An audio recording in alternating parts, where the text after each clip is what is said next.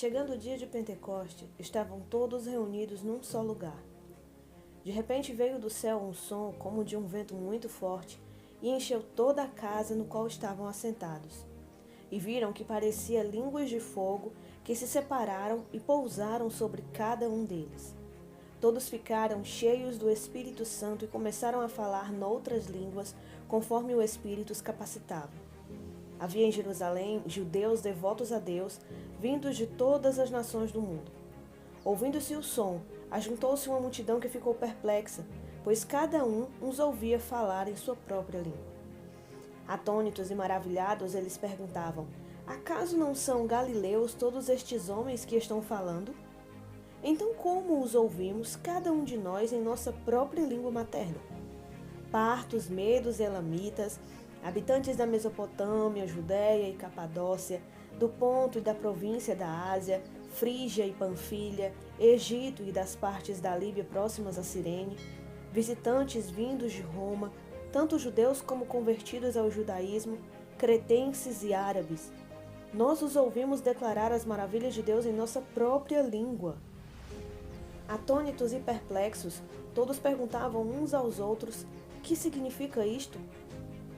Alguns, todavia, zombavam deles e diziam: eles beberam vinho demais.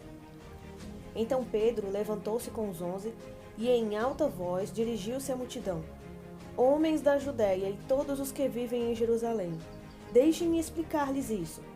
Ouçam com atenção. Estes homens não estão bêbados como vocês supõem. Ainda são 9 horas da manhã. Ao contrário, isto é o que foi predito pelo profeta Joel.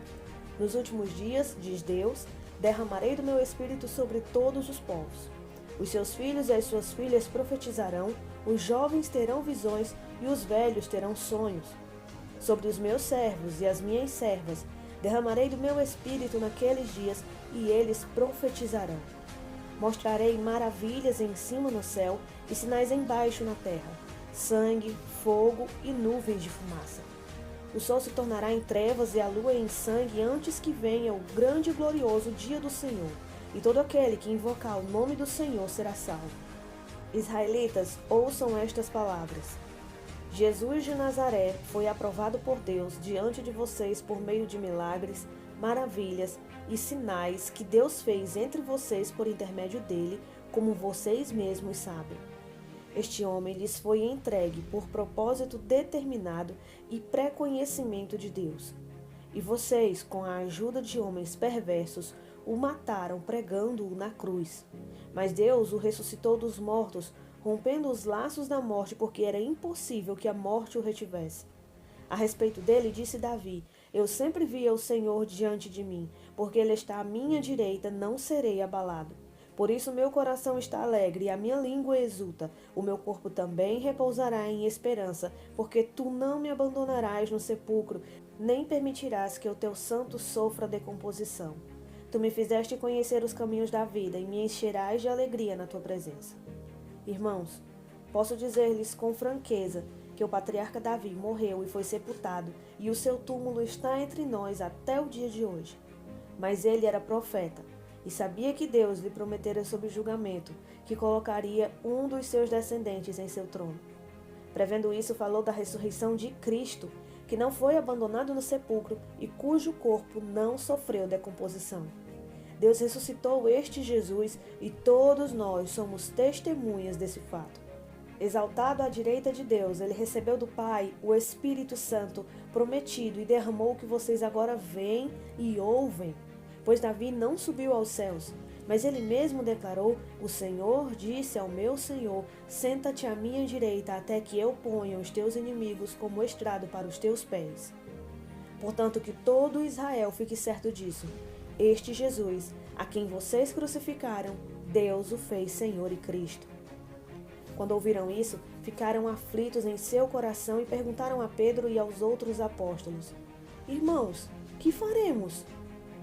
Pedro respondeu: arrependam-se, e cada um de vocês seja batizado em nome de Jesus Cristo para perdão dos seus pecados, e receberão o dom do Espírito Santo.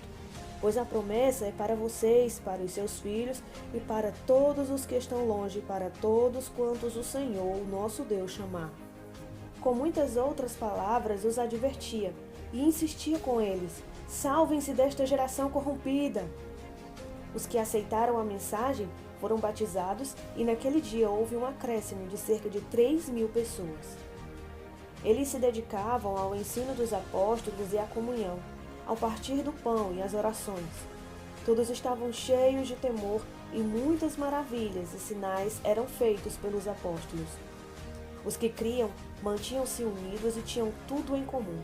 Vendendo suas propriedades e bens, distribuíam a cada um conforme a sua necessidade. Todos os dias continuavam a reunir-se no pátio do templo. Partiam o pão em suas casas e juntos participavam das refeições com alegria e sinceridade de coração, louvando a Deus e tendo a simpatia de todo o povo. E o Senhor lhes acrescentava diariamente os que iam sendo salvos.